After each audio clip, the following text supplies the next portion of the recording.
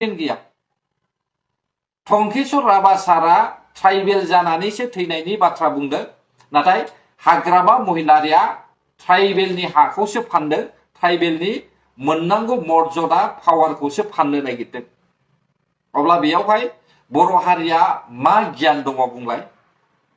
जोंनि बर' हारिनि माखासे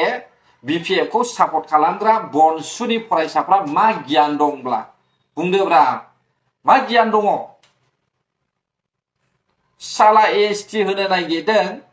एसटिनि फिननाय बिनायावहाय फिननाय होयिनि थाखाय बे जाथाया जादों बेखौहाय बुजिया सोमजिया सोरखौबा दाय सरजाबनानैहाय गावसिनि गोसो मथे दादागिरि मात्र गावसिनि सोलिनाय मथे खामानि मावनो नागिरनाय बै समनि जुग नङा बियो गोसो जाब्लानो सिल्लाय थुथारनानैहाय सिगिनाय गोसो जाब्लानो आसि थुथारनानैहाय भट होनो थिननाय बे सम नङा बियो दानि समा मिथिबाय दा आरो बुंबावदोंसो दे जोंसार जनकनि बाथ्रा सोर थोननाय बिसोरखौहाय एकट जाफुनाय समावहाय गोदान पार्टी दाफिननोहाय दिनै बे जोंसार जनकमोन थैनायनि पार्टीनि मानसिफ्रा माथो खामानि मावदों दिनैनि समावलाय हा माथो लोंख्रुब जाख्रुबसो जौ जुवाजोंसो साग्लोबनानै दङलाय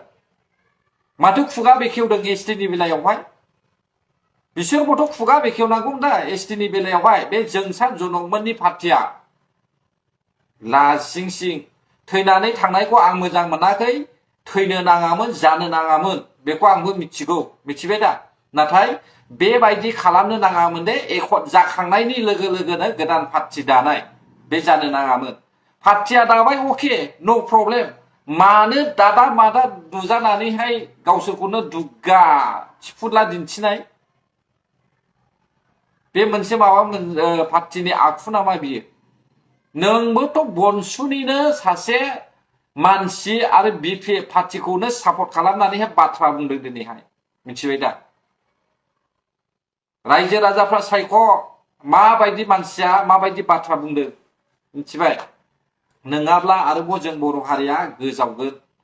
अब्ला गोजोन्थों रायजोफोर जायफ्रा आंनि भिडिअखौ जोबजासे नायबाय बर' हारि जै जाथों जै बर' हारिनि